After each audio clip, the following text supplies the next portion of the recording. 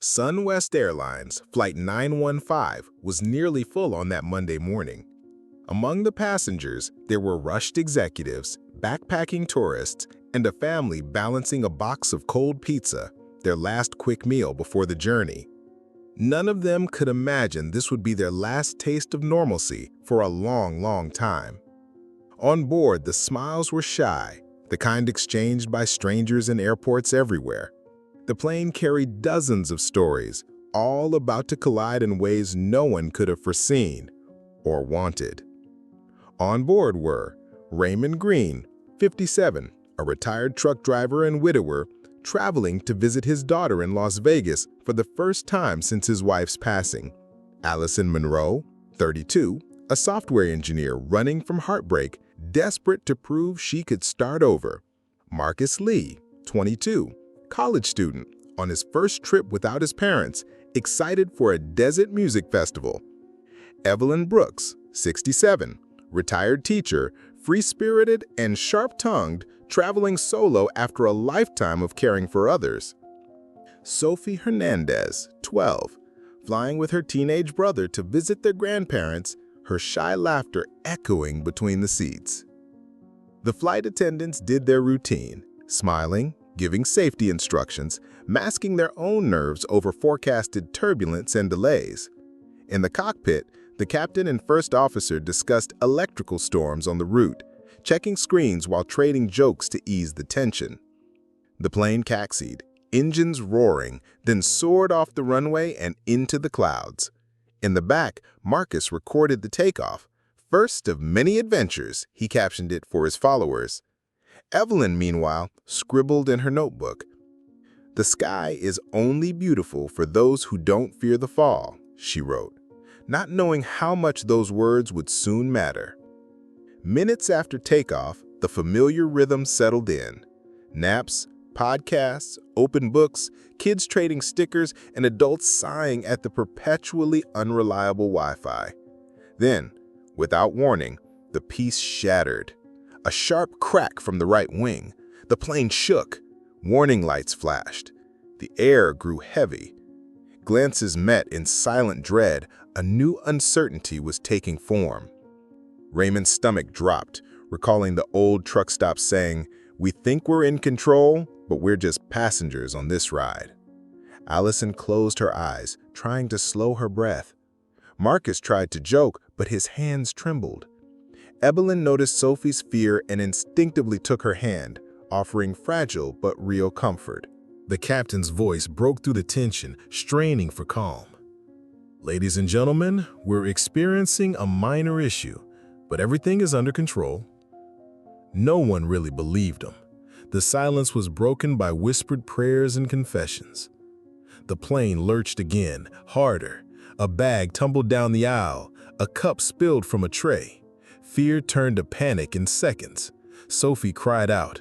Evelyn hugged her, whispering, "It'll be okay, darling. It'll pass." But even she didn't believe it. Within minutes, everything changed.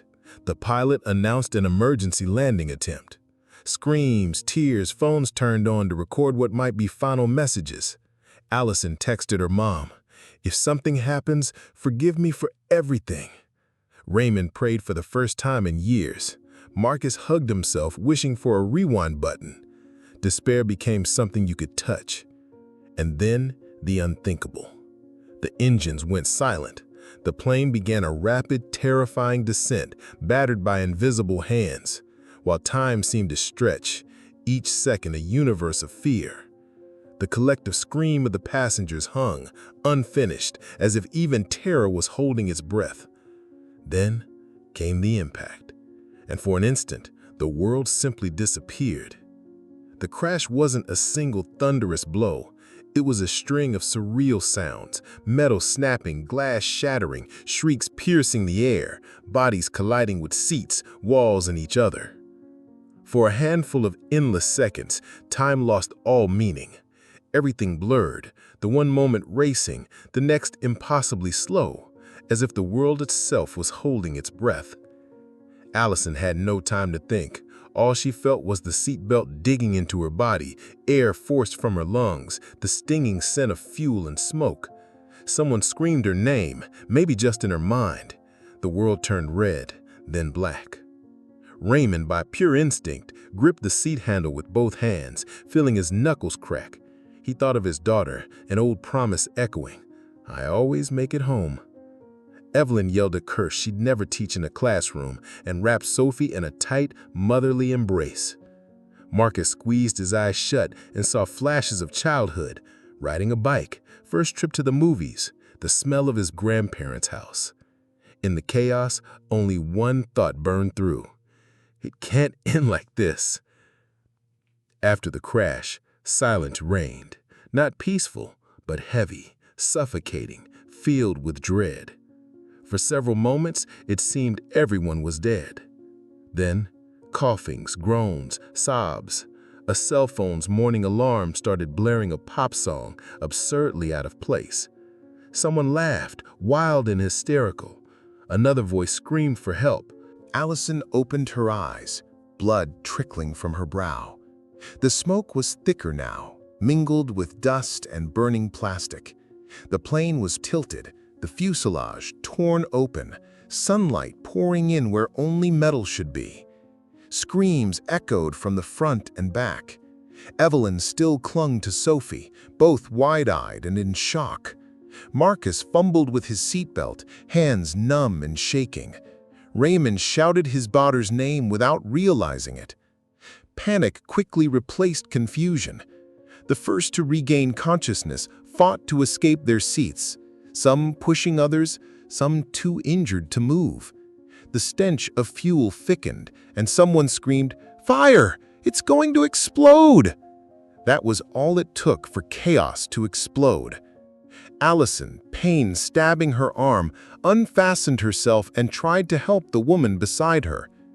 Evelyn, in shock, guided Sophie down the aisle, stepping over debris and unmoving bodies, some still breathing, others not. Marcus carried a smaller boy he'd found unconscious on the floor. Raymond, unsteady, tried to organize people, using the gravelly command voice of someone who'd wrangled trucks and men through worse on the highways. Outside, a merciless sun shone on the scattered wreckage, smoke curling into the sky. The desert stretched on forever. With every step, the realization grew. There was no road nearby, no town in sight, only heat, silence pierced by cries, and fear sticking to their skin like sand. When the last of them stumbled from the wreck, a collective sob broke out. There were survivors, fewer than hoped, more than seemed possible. Many hadn't made it.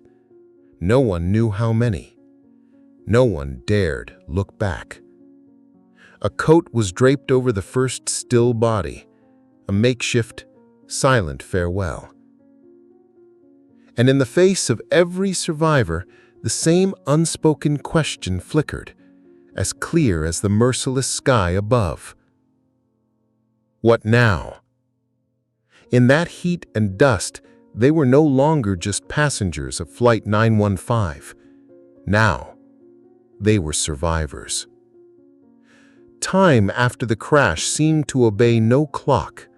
Minutes stretched and tangled, wavering between eerie silence and a storm of sound. Screams of pain, shouted commands, children's sobs, orders barked out, then contradicted by others desperate to take charge. No one really knew what to do, but everyone felt the truth. Every second now mattered. Raymond was the first to raise his voice above the chaos, instinctively stepping into a leadership role. "Get away from the wreck. We need to count survivors, check injuries." His voice cut through the hot air, mingling with smoke still drifting from the fuselage. Soon others obeyed, not out of respect, but out of raw fear. Allison felt the weight of the moment, half her face stained with blood, her arm throbbing, but her mind sharp and logical. Anyone have a first aid kit? Water? A cell phone with service? No one answered. The desert swallowed every shred of hope for a quick rescue. Phones were raised one by one, No signal. A bubble of despair rose in every chest. Marcus, still holding the unconscious boy, looked around for help. "He's breathing, but he's pale. Can someone help?" Evelyn, momentarily forgetting her own pain, knelt beside him. "Let's get him in the shade." The few who could still move started tending to the most seriously injured, using coats, seat cushions, anything to improvise stretchers. Sophie clung to Evelyn's hand, her gaze flickering between panic and hope. "My brother's missing. I need to find him," she whispered. Evelyn held her back gently. "First, breathe with me. We'll look together after." Sophie took a shaky breath, crying softly, her grip on Evelyn like an anchor in a storm. An older woman, ankle swelling and face scratched, shouted over and over, "My husband! Where's my husband?" Someone tried to calm her, but pain deafened her to comfort. A teenage girl, nearly unscathed, wandered in circles, muttering, "This is a nightmare. I'm going to wake up. I have to wake up." Amid the chaos, a group began to form. The injured lay in a circle, the less hurt trying to help. Raymond and Allison alternating at leadership, sometimes arguing, sometimes joining forces. Marcus handed out bottles of water salvaged from the wreck, carefully rationing each drop. Evelyn improvised bandages from scraps of clothing, recalling old lessons from her teaching days. The sun climbed mercilessly, the heat becoming unbearable. Fear turned into urgency. How would they last without water, food, or shelter? Someone tried to joke, "At least it's not the Arctic, right?" But silence smothered any laughter. Soon, small disputes flared. Who got first aid first? Who would drink next? Who deserved to rest in the shade? Raymond tried to keep order, but saw that despair made everyone unpredictable. Even the calmest began to show selfishness or aggression, as if the crash had stripped away the masks of civilization. As the sun began to set, exhaustion replaced panic. The group gathered to make a list of survivors, but no one knew all the names. Allison suggested everyone share something about themselves to help identify each other. Some resisted. Others broke down in tears, speaking of their families, their plans left behind, their lives suspended between two flights. And then, in the midst of tears and confessions, Sophie spoke up. "If we don't take care of each other, no one will." The words from a 12-year-old girl cut through the air like a prayer. Evelyn hugged her. Raymond nodded. Even the hardest faces looked at each other with a new kind of respect, or at least resignation. Despair still outweighed hope, but for the first time, a flicker of unity emerged, a silent promise to try together. The first hours had stripped them of everything but the instinct to survive. And there, on the edge of the impossible, the fight that would define the next 15 days began. As the last rays of sun threatened to vanish on the horizon, a strange silence fell over the wreckage of Flight 915. Only now, it seemed, were people truly accepting the enormity of what had happened. The day's heat gave way to the cold of night, and fear transformed into a paralyzing anxiety. How many of them were truly here? Raymond, voice hoarse, gathered everyone he could find. "Let's make a list. We need to know who we are and who's missing." It wasn't just about organization. It was emotional survival, an attempt to bring meaning to the chaos. One by one, the survivors said their names. Evelyn, her voice steady, wrote everything down on a torn page from her notebook. Raymond Green, Allison Monroe, Marcus Lee, Evelyn Brooks, Sophie Hernandez, Carter Hernandez, finally found by Sophie, dazed but alive. Linda Foster, the woman with the swollen ankle. Erica Lee, the teen who kept saying, "This is a nightmare." Sam Patel, an Indian-American businessman, injured but alert. Nathan White, a young church volunteer, arm splinted with improvised wood. Clara and Joanna, two inseparable sisters. More names followed, a total of 16 people. The group realized with a heaviness in their chests that most of the passengers weren't there. Some were dead, respectfully covered with coats, a silent mourning.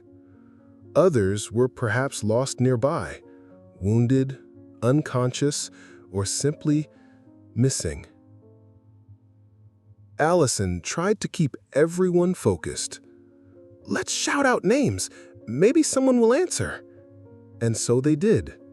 Voices echoing into the emptiness, calling, hoping for any sound, a sigh, a sign. For minutes that felt like hours, all they heard were echoes and the whistling wind. It was Evelyn who suggested, "We should note everyone's injuries and what we have: food, water, medicine, anything." They quickly made a list. Water. A few bottles recovered, shared among all. Food. Crushed crackers, some chocolate, and 3 packs of peanuts, and nothing else. First aid. Bandages, hand sanitizer, gauze, a handful of painkillers. Clothes. Almost everyone wore light clothes. The night's cold was a new enemy. Listing and dividing resources made everything feel painfully real. Evelyn, ever practical, suggested everyone sleep close together to conserve warmth and protect each other. Marcus and Nathan started a fire using seat parts and bits of the fuselage, while Carter, Sophie's brother, finally broke down, sobbing in his sister's arms. Not everyone could sleep. Erica Lee, eyes wide, stared into the darkness, murmuring the names of her absent parents. Linda whispered to her missing husband, begging him to find her in her dreams. Some prayed silently. Others simply closed their eyes, wishing to wake up at home. Before settling down, Raymond counted every head again, gently touching each shoulder. 16, he said, his voice thick with emotion, "and we're getting out of here together." The words sounded like both a promise and a challenge. Night fell, bringing cold, fear, and hope, together in the most unlikely family. The first night brought more than cold. It brought the realization that the desert was merciless. For many, it was the first time outside the comfort of civilization. No electricity, no walls, no guarantee of tomorrow. The hard ground became their bed. The open sky felt heavy with sorrow.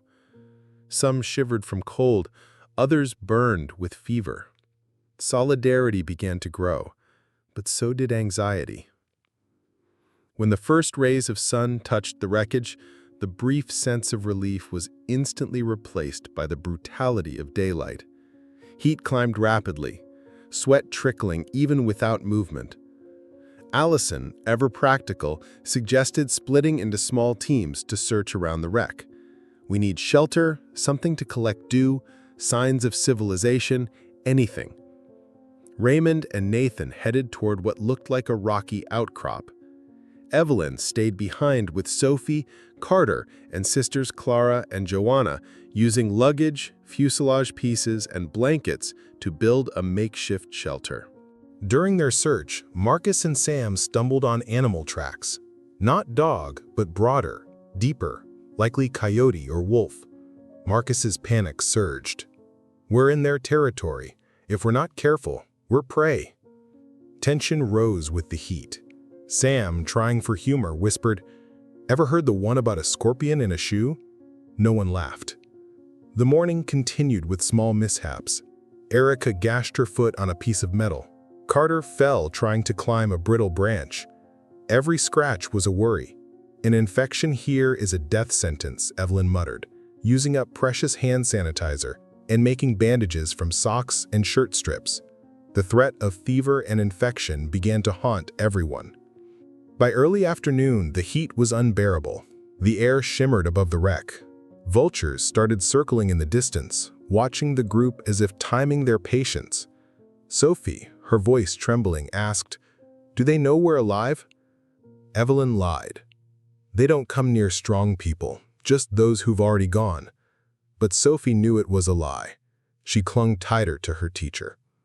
Amid the fear, Nathan found a metal panel bearing the plane's name and began using it as a mirror, signaling for rescue.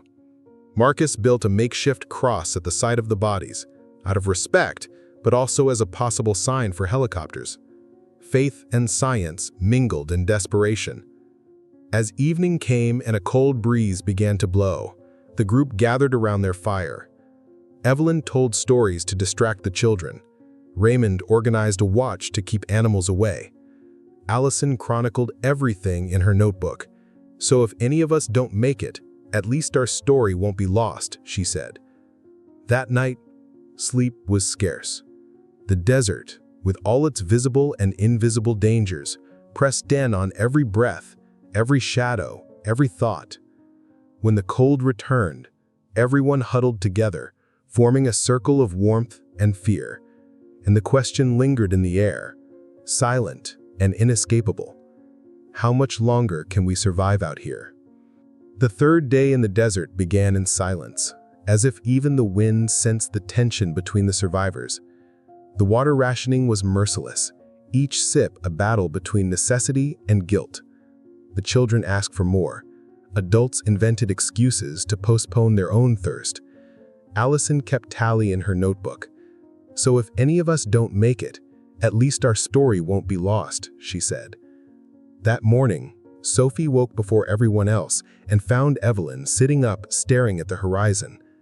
"Do you think they're looking for us yet?" the girl asked. Evelyn smiled weakly. "I'm sure they are, but this place is huge." "It'll take time."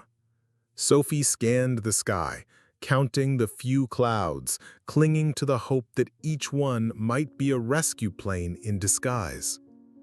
Meanwhile, Raymond and Nathan set out again, searching for a phone signal. They climbed as high as they could, facing the merciless sun and sand burning their feet. At the top, Raymond held his phone up, walking in slow circles, arms stretched, begging for even a single bar. Nothing. The disappointment weighed on him as heavily as the makeshift pack on his shoulders. Back at camp, small arguments broke out. Sam questioned the water rationing. "We should give more to the kids and the injured. Healthy adults can last longer." Linda, growing weaker with her swollen ankle, protested, "If I drink less, I could die. What good would that do?" Clara and Joanna quietly sobbed, hugging each other, while Carter tried to distract Sophie with guessing games. Allison, fed up with the tension, tried to lift everyone's spirits. She proposed a challenge. Everyone would share their happiest memory. Marcus went first. At a concert, rain pouring down, everyone dancing, not afraid of anything. Evelyn spoke about her classroom. Happiness was watching a child learn to read. Sam described the day he opened his own business. Gradually, shy laughter emerged. Even Erica, the teen previously frozen with shock, murmured, "My dog waiting for me at home, jumping on my lap." But the hopeful mood didn't last. That day, the heat reached record highs, and one of the survivors, Clara, collapsed. Panic swept through the group. Evelyn rushed to revive her, using the last glucose tablet she had. The fear of losing someone out there became painfully real. The group split. Some argued they should set out in search of help. Others insisted on staying by the wreckage to make rescue easier. As night fell, everyone was exhausted, physically and emotionally. Allison drew tally marks in the dirt, counting the days. 3 straight lines. "If no one finds us by day 5, we'll have to try walking," she said, locking eyes with Raymond. He sighed heavily. "We can only decide together. No one gets left behind." Before bed, Evelyn told a story about guiding stars and miracles that happen when you least expect them. Sophie drifted off at her side, whispering, "We're going to be found, I know it." The adults pretended to believe. But that night, despair sat just as close as fear, and hope seemed as fragile as the fire's flame. In the silence, only the sound of their own hearts could be heard, pounding between hope and despair. The 4th day dawned cloudless, the sun merciless. Fatigue was no longer just physical. It was psychological, emotional, a weight pressing everyone down. Even simple conversations turned into arguments. Despair, pride, and fear began to split the group.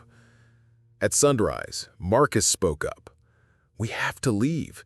If we don't start walking, they'll just find our bodies." Raymond countered, voice weary but resolute. "It's safer to stay. Helicopters look for wreckage. If you go, you get lost." Sam sided with Marcus. "I'm willing to take the risk.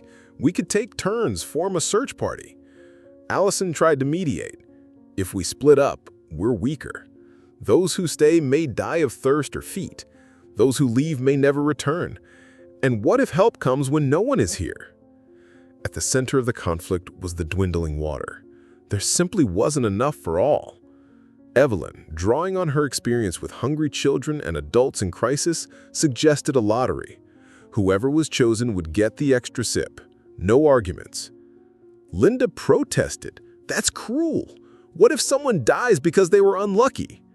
Carter exploded. "You don't understand. My sister's passing out from hunger." Then Clara, still very weak, murmured, "I'll give up my sip." Joanna tried to argue, but Clara just shook her head. Her act of sacrifice brought silence to the group.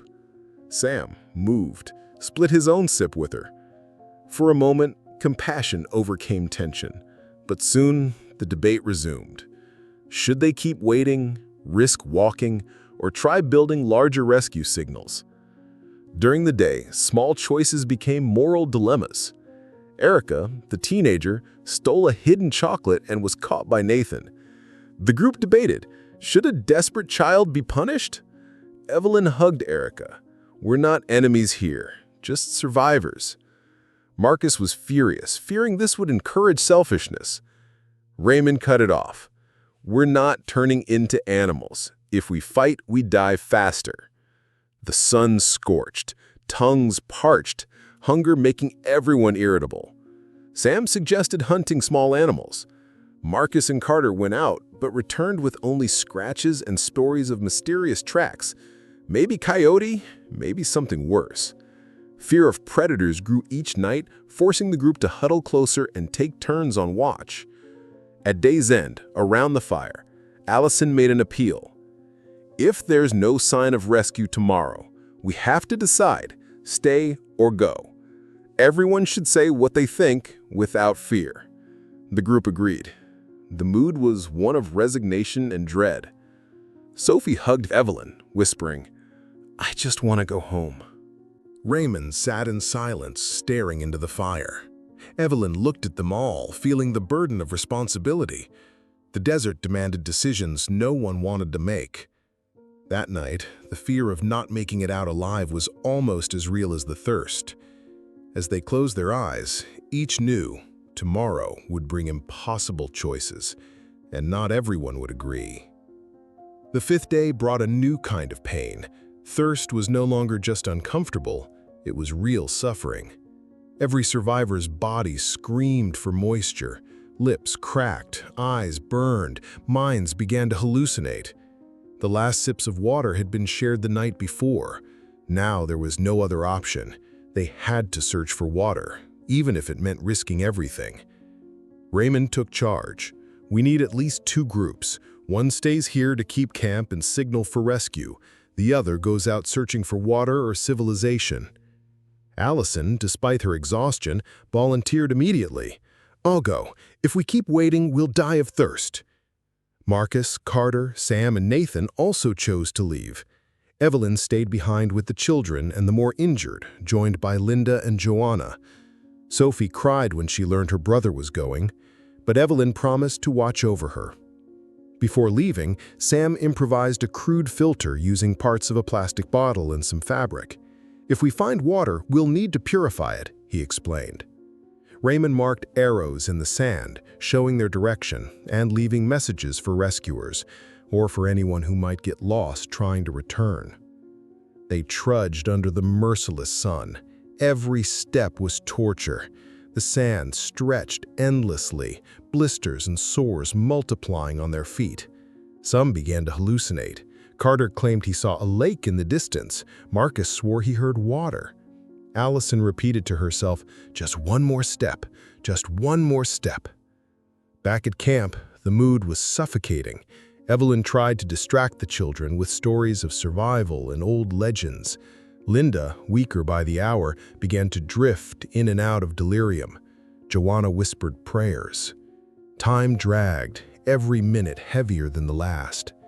Hours later, the search party found a dry riverbed. Sam dug until his fingers bled, finding only mud, which he squeezed through a rag for a single precious drop. Raymond scraped dew off rocks with his shirt sleeve. Marcus found damp leaves beneath a rare patch of shade and sucked what little moisture he could. The return to camp was painful. They brought back almost nothing, just a little mud and a few drops gathered with fabric. Evelyn split the meager finds among the children, while the adults tried to hide their despair.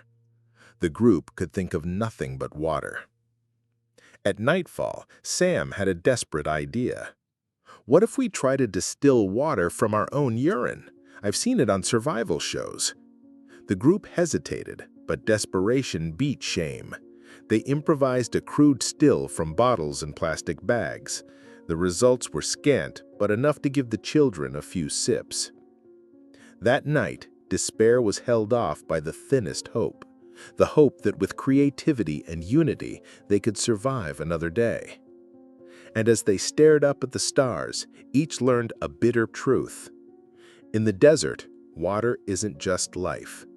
It's the razor-thin line between hope and madness. On the morning of the 6th day, exhaustion permeated every gesture. Their bodies were weakening, but the emotional walls they'd brought from their normal lives were crumbling. Survival now depended not just on water, but on the ability to trust others. Sophie, with her brother gone searching for water, began to shadow Evelyn everywhere. She cried at night, but by day did her best not to worry the adults, gathering leaves, telling stories her grandfather had told her, and doing everything she could to keep Clara awake, afraid the girl might not last another night. Evelyn, once fiercely independent, now found herself transformed into a mother and grandmother to all, putting others' hope above her own needs. Across camp, Erica, the teenager who'd once withdrawn into herself, surprised everyone by inventing a guessing game for the children, coaxing laughter out of despair. Joanna, shy and frail, began to share secrets with Erica, her fear of never seeing her mother again, her dream of learning to fly airplanes, so I'll never have to depend on anyone again. In the search group, Carter and Marcus, so different at first, formed a near brotherly bond. Carter confessed his guilt for not protecting Sophie during the crash. Marcus admitted his fear of returning home, worried he'd always be the disaster kid the newspapers would label him as. Sam, usually the optimist, quietly told Allison he was terrified of dying here without ever telling the woman he'd left behind that he loved her. Touched, Allison promised that if they survived, she'd help Sam find her, or at least write one last letter. Night fell, bringing with it an unexpected storm. Fierce winds threatened to tear apart what little shelter they had. Evelyn and Linda clung together, holding a blanket over the children to shield them from sand and cold. Marcus shared with Carter the last piece of chocolate found among the wreckage. It was almost nothing, but together it tasted like a feast. That night, despite the misery, shy laughter echoed through the group. An improvised song from Sam and Nathan using bits of metal became their soundtrack. Even Raymond, always stern, cracked a smile watching Evelyn dance awkwardly with the children. It was in that moment everyone realized the desert could be cruel, hunger relentless, thirst torturous, but their true salvation, even before any rescue, was found in the improbable bonds keeping them together day after day against the impossible. At the very edge of survival, they learned that the only wealth the desert couldn't steal was affection. And as they drifted to sleep, each carried the same certainty. Alone, they'd never make it. Together, they might just have a real chance. On the seventh day, hope seemed as volatile as the sand the wind blew back and forth. It was impossible not to think of time, a week since the crash, a week without contact with the world, a week forced to confront the fear of death and the even greater fear of being forgotten. Early that morning, Evelyn suggested everyone write short notes or letters. If any of us don't make it, if someone passes by here, let them at least know our names and that we fought to the end. Allison tore pages from her notebook and handed out pencils, pens, even lipstick, anything to leave a mark. Marcus wrote to his parents, asking forgiveness for every argument and promising not to waste a second chance if it came. Carter, almost too weak to write, drew a heart for Sophie and wrote, "Love you," in trembling letters. Sam chose to record voice messages on his phone, even without signal, hoping someone might find the device one day. Evelyn left words of wisdom, advice for strangers. Don't hold grudges. Say I love you. And above all, never underestimate the strength of survivors.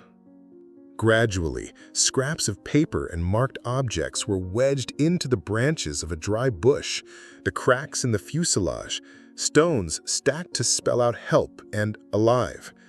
Erica suggested gathering all the letters into a plastic bag and tying it to a stick planted in the ground, a totem of resistance. If we don't make it out, our voices will travel on the wind. The group also tried to build bigger signals to attract planes. They used colored blankets, seat cushions, shoes to make a huge SOS in the sand. Nathan climbed onto a high rock to flash an improvised mirror, hoping a plane would catch the glint. Among these hopeful gestures came moments of vulnerability. Joanna, for the first time, admitted her fear of dying without ever having fallen in love. Linda, weakening, asked to write a note for her husband. "Wait for me, wherever you are." Raymond helped Evelyn record a short video for his daughter. "If you ever see this, know I tried everything to come home." At day's end, the wind scattered some of the papers. Sophie chased one that flew far off and, picking it up, read aloud, "Don't let anyone erase your story." For a few seconds there was total silence. Evelyn smiled through tears. Maybe that's all that's left of us, our story carried on the wind. Night fell, heavy but strangely peaceful. Each letter, each sign, each memory left behind was a testament. If the desert wanted to swallow them, it would have to swallow their memories, love, and fight as well. In the darkness, each made a wish to the wind, to be heard, to be remembered, to not vanish in silence. The 8th day dawned heavy. The sun felt crueler, the dust thicker, the air drier. No one spoke, only automatic gestures, bodies dragging themselves through what little shelter remained.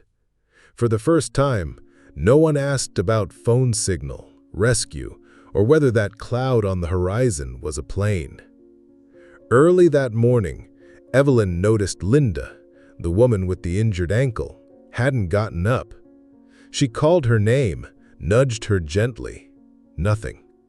Linda's face was peaceful, as if she'd just fallen asleep after a long day, but her cold skin and absolute stillness told the truth.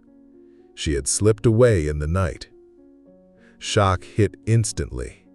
Joanna, who'd shared a blanket with Linda, panicked, crying, screaming, shaking her, refusing to accept it. Sophie hugged Joanna, feeling death up close for the first time. Evelyn closed her eyes and prayed softly, holding Linda's hands. "Thank you for being strong until the end." The group gathered around the body. Raymond spoke briefly, voice thick with emotion. "She fought. She gave us courage. And now she deserves to rest." Sam improvised a wooden cross. Carter whispered a silent prayer. Marcus wept quietly, remembering his mother, grandmother, and all the losses that now felt even more real. The improvised burial was brutal. They dug together with bits of metal, their hands, whatever strength remained. They buried Linda near a large stone, placing the children's letters and drawings with her. Evelyn whispered, "If anyone ever finds this place, they'll know someone lived here, with dreams, with history, with love."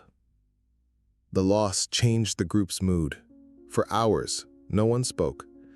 The pain was shared, but also private. Everyone feared being the next. Everyone remembered those left behind. Even the strongest allowed themselves a moment of weakness. Erica screamed at the sky. Marcus pounded the sand. Joanna begged God aloud not to take anyone else. At day's end, Allison tried to revive hope. "Linda wanted us not to give up. The best tribute is to keep fighting." Evelyn gathered everyone to share what little water remained and told one last story about the strength of those who face the impossible. When night fell, they all slept closer together, as if they could ward off the growing emptiness. There was no comfort, only the certainty that to survive was also to carry the pain of loss. And for the first time, they all understood. The desert takes not just water and strength, it takes dreams, stories, and the people we love. The 9th day dawned with an even heavier silence, as if the desert itself sensed the group's emotional instability. Linda's loss hung like a specter. No one looked each other in the eye. Hunger had faded behind thirst, but above all, it was everyone's mind that began to falter. Evelyn was the first to spot signs of disorientation.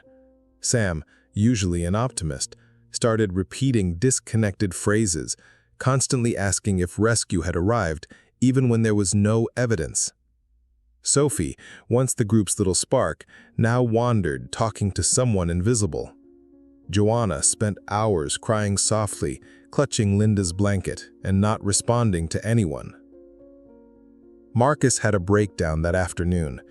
He swore he saw a plane overhead and started running after the shape, despite his wounded feet. Carter tried to stop him, but Marcus shoved him away, yelling, "They left us here. No one's coming back." Allison intervened, holding Marcus down and forcing him to breathe. The group fell silent, terrified to watch reason slipping away, one by one.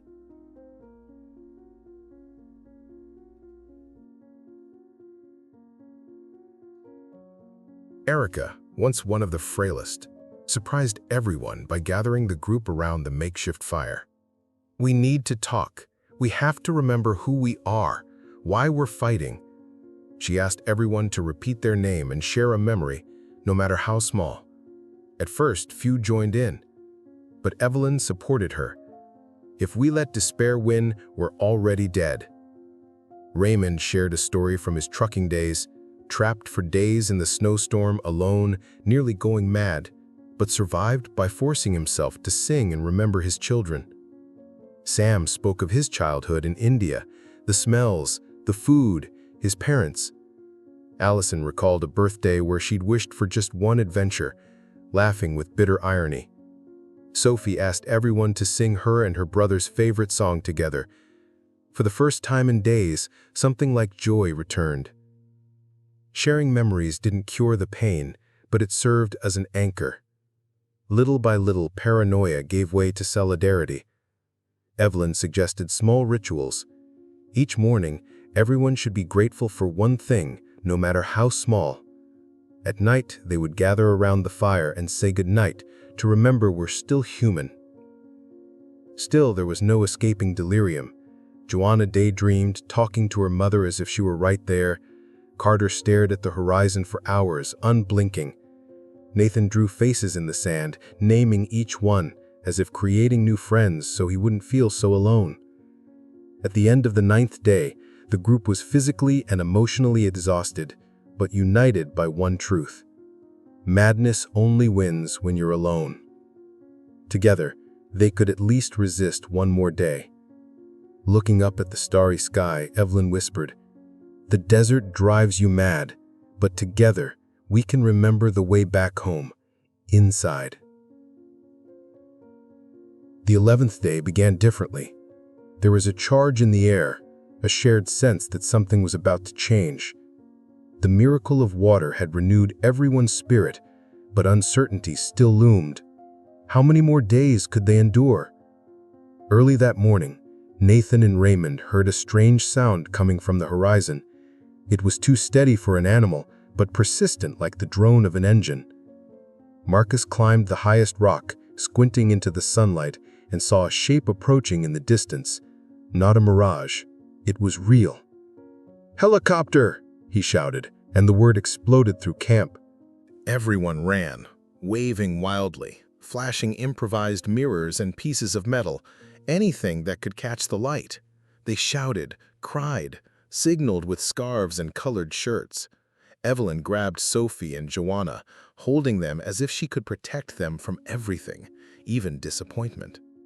The helicopter hovered for a moment, nearly disappearing behind a dune, but then circled back.